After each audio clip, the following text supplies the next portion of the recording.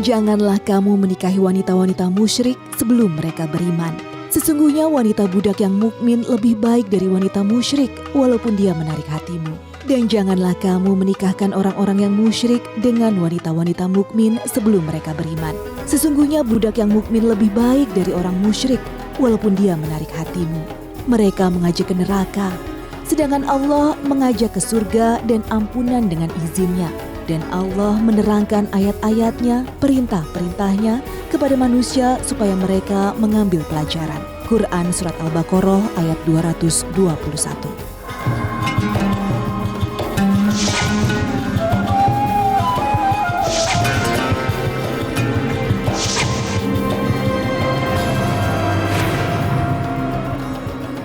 Untuk memberikan nafkah kepada istri dalam rangka memberikan nafkah yang halal. Yang kecil-kecil ini berkah, banyak rezeki yang melimpah ruah. Tidak berkah, yang kecil berkah. Tentu orang ini mendapatkan yang besar, tapi tahapan inilah yang dianjurkan lah. Kalau kasus tadi itu, ya tentu suaminya berdosa karena membebani pada istrinya, apalagi sampai kemudian marah. Loh, apa yang dimarahkan? Mestinya kan harusnya kan istrinya yang protes pada dia kalau dalam turun agama, tapi justru berbalik. Berarti apa?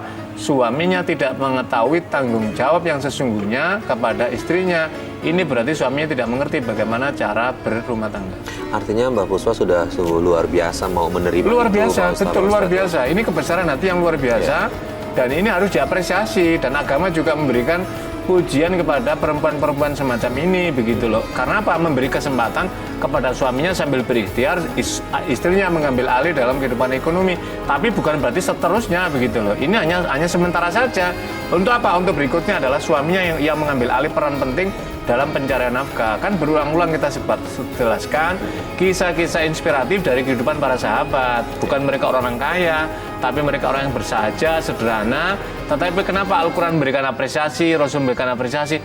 Karena kemuliaan dari ikhtiar seorang suami untuk tanggung jawab pada istrinya. Ya, Mbak Puspa kenal sama suami dulu di mana, dan apakah memang dia dari dulu, mohon maaf kalau bisa saya bilang, malas cari kerja tuh kayak seperti itu atau gimana? Jadi begini, waktu itu kan saya emang kerja di luar kota ya. Nah terus kalau di dalam lingkungan keluarga saya itu kalau usia mau menginjak 20-an atau sampai 22 itu udah kayak bisa dibilang tuh perawan tua gitulah. Nah jadi dari keluarga saya tuh nyariin jodoh gitu. Jadi di umur itu sudah harus menikah gitu? Iya, jadi secara langsung kan saya dijodohin gitu kan. Nah terus saya sempet nggak mau, cuman karena orang tua saya terus mendesak terus ibu saya juga nangis, telepon minta saya supaya nurut sama orang tua, supaya nggak bikin malu orang tua. Saya juga nggak tahu bikin malunya di mana gitu kan. Tapi ya karena saya nggak pernah lihat ibu saya nangis kayak gitu, jadi hati saya tergerak, kenapa enggak saya ngorbanin diri saya sendiri demi orang tua saya, apalagi demi orang yang udah ngelahirin saya gitu. Nah pada saat itu orang tua Mbak Puspa atau Mbak Puspa sendiri kenal nggak dengan calon suami ini? Nggak kenal, jadi orang tua juga nggak kenal? Kalau orang tua saya kurang tahu sih, kayak mungkin sekedar kenal aja. Cuman kalau untuk saya pribadi saya belum pernah ketemu sama sekali. Oke, kemudian akhirnya menikah ya. Setelah menikah, awal setelah menikah bagaimana kehidupan rumah tangganya? Karena kan Mbak Puspa, mohon maaf, di situ nggak ada cinta ya awalnya ya, seperti itu ya, gimana? Ya namanya orang menikah tanpa ada cinta pasti kalau saya pribadi ngerasa ada risih.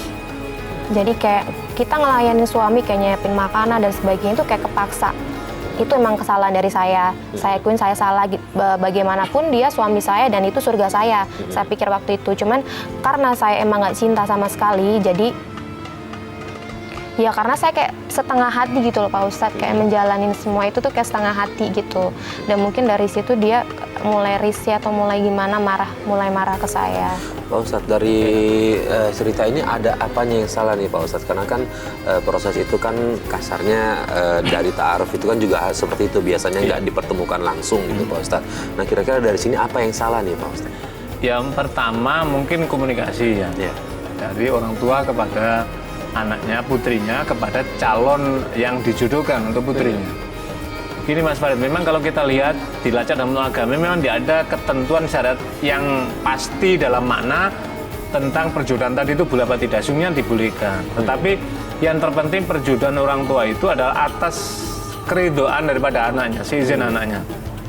Kalau konteks tadi itu sesungguhnya diberikan izin. Izinnya apa? Melalui kesediaan. Karena kan ketika para sahabat bertanya, ya Rasulullah, bagaimana cara melihat keridoan daripada seorang perempuan, yaitu izinnya itu adalah diamnya. Jadi ketika seorang perempuan ini anaknya itu diam, maka itu sesungguhnya wa alamatur ridho as-sukutu. Alamat kerilaannya itu adalah ketika dia diam tadi itu, jadi diamnya. Beda, mohon maaf, kalau misalkan tidak gadis, seorang janda, itu dia minta pendapat. Bagaimana pendapatmu? Makanya hadis itu menyebutnya al-bikru was-saibu, itu dalam konteks untuk di situ. Nah, yang kedua ada satu hal tadi sesungguhnya dari Mbak Puspa tadi tentang kemuliaan hati. Ya memang awalnya kami terpaksa dalam mana tidak ada cinta. Saya ingin menjelaskan menikah itu tidak selamanya harus cinta. Cinta itu bisa tumbuh. Makanya di situ dijelaskan mawaddah warahmah. Ada orang menikah itu karena didasari cinta, tapi ada yang karena tumbuh karena kasih sayang gitu. Kasih sayang itu belum tentu cinta, tapi kalau cinta akan melahirkan kasih sayang kan begitu. Tapi pelan-pelan biasanya akan muncul. Kemudian tadi Mbak Puspa menyatakan, lah siapa tahu ini kan ladang surga suami bagi saya. Ini sudah merupakan ungkapan yang mulia. Tetapi ternyata keduanya tidak ada benih-benih rasa cinta. Maka kemudian inilah yang kemudian akhirnya menimbulkan merasa terpaksa dalam pelayanan dan seterusnya. Tetapi para pemirsa sekalian, para orang tua, melalui kisah ini saya kira ini pelajaran luar biasa. Pentingnya kalau kita menjodohkan anak, jangan serta-merta paksaan keinginan orang tua, sebab yang menjalannya itu adalah anak. Apalagi dewasa ini kehidupan modern, media luar biasa, anak sudah mendapatkan pengalaman, wawasan, maka mintalah pandangan kepada anak, karena anak akan menjalani ketika terjadi yang semacam ini, tidak hanya dia yang merasakan, tetapi orang tua juga tidak merasa bagi yang menyaksikan. Pak Ustadz, untuk posisi seorang anak sendiri, apakah boleh dia menolak perjodohan yang dilakukan oleh orang tuanya? Iya, memang di dalam agama ada yang begini, Mas Farid. Jadi kalau ada orang baik-baik datang melamar, maka jangan menolak karena maka akan menimbulkan berkahan. Jadi ketika orang-orang baik, tetapi ini kan bukan persoalan tadi menjodohkan. Kalau memaksa perjodohan, maka agama tentu bukan tidak membolehkan, tetapi tidak baik. Kenapa? Karena agama itu kan memberikan pelindungan. Kasus Umar bin Khattab radhiyallahu an ketika menyajikan ada salah seorang sahabat mau menikah, kemudian Umar bertanya, apakah kamu sudah melihat? Hal nazartaha, apakah kamu sudah melihat dia? Maka kemudian laki-laki ini menjawab, belum wahai Amirul Mukminin.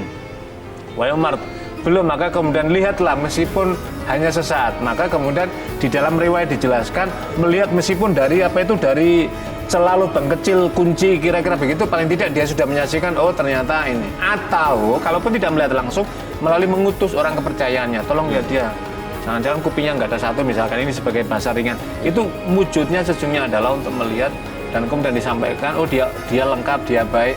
Itu gunanya dalam rangka apa? Supaya jalinan rumah tangga. Sebab rumah tangga ini kan rumah tangga abadi di dunia. Sehingga Nabi menggambarkan ya surga dunia ya ada dalam rumah tangga.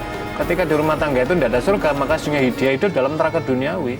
Orang tidak tenang, nggak kerasa di rumah. Inilah saya kira awal ketika kita melihat kisah tadi. Iya. Nah, Mbak Puspa ketika nggak menemukan cinta di situ setelah menikah, terus kemudian suami juga sudah mulai berlaku kasar sama Mbak Puspa. Saya dengar katanya Mbak Puspa sempat memutuskan untuk kabur ya? Iya, sempat. Kemana? Saya ke Jakarta. Ke Jakarta? Iya. Boleh tahu ngapain di Jakarta? Saya nyari kerja, emang niat kerja, terus emang kayak pengen lepas dari, ya karena udah emang nggak tahan dengan pernikahan saya yang pertama ini. Jadi saya putusin untuk ke Jakarta buat cari kerjaan. Meninggalkan itu semua? Iya. Pak Ustadz, ini kalau dengan cara kabur seperti ini, apakah dosa untuk Puspa, Pak Ustadz?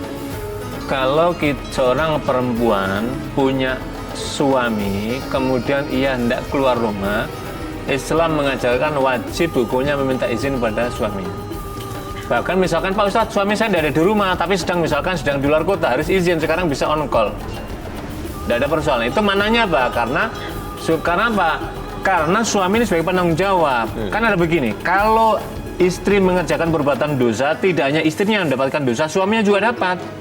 Karena apa? Karena berarti suaminya tidak bisa mendidik, tidak bisa membimbing, tidak bisa mengarahkan. Jadi itulah tanggung jawab, itulah makanya kenapa izin itu prerogatifnya ada pada suami karena suami mengambil alih bahkan tanggung jawab keluarga.